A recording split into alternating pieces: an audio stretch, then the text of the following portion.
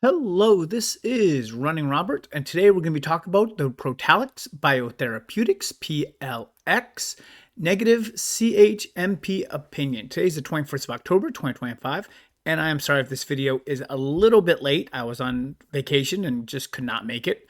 But today we're going to be looking at that opinion, see where the company goes from here, and what our next steps are. So I generally follow Small Cap Pharma. I do games. I do a little bit of everything. So if you like what we're doing, hey, please like, subscribe, super thanks. Any of those help, and thank you. So disclaimer is I did add more shares. So even trying to do it on my phone from, halfway across country, I was able to add more shares at $1.68.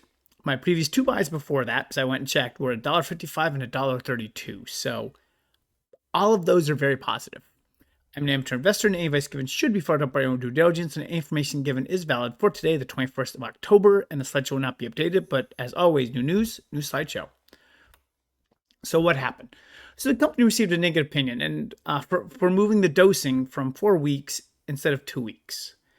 A negative opinion is very similar to getting voted down in the AdCom.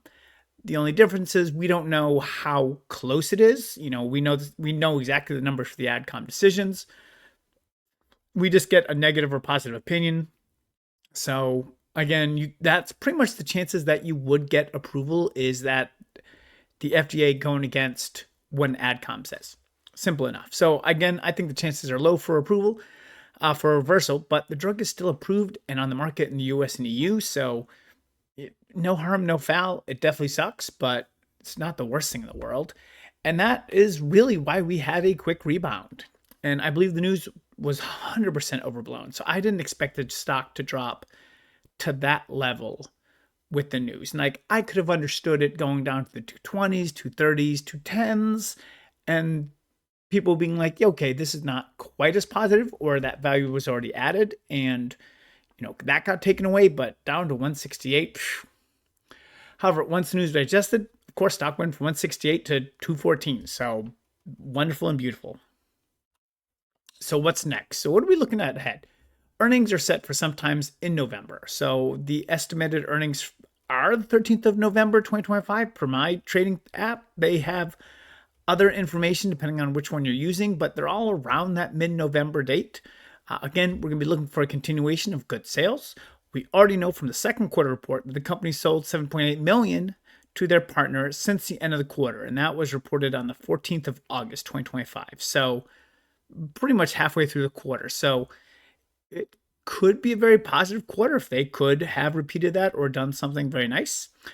Quarter two revenue was almost $10 million. So yeah, I mean, that's kind of what we're looking at.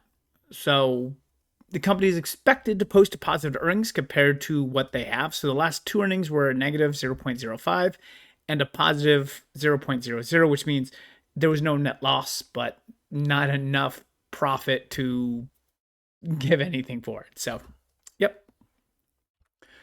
Other events is the phase 2 of PRX 115 should be starting soon. That's the second half of 2025.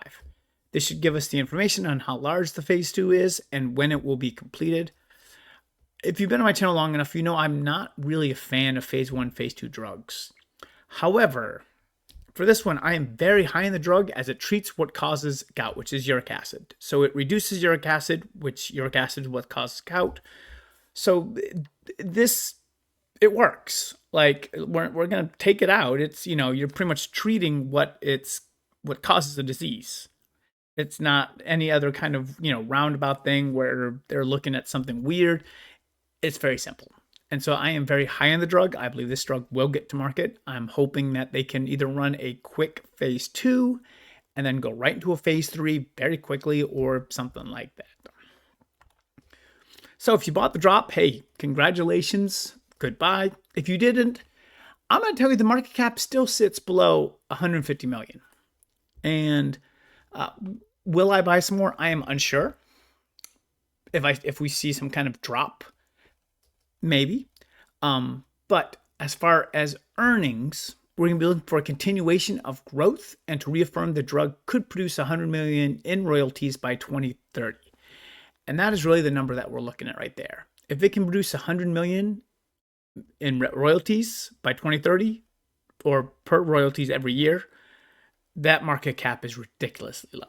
It's simple as that. So hopefully this gave you some good information. Thank you very much for watching and listening, and I hope you have a wonderful day.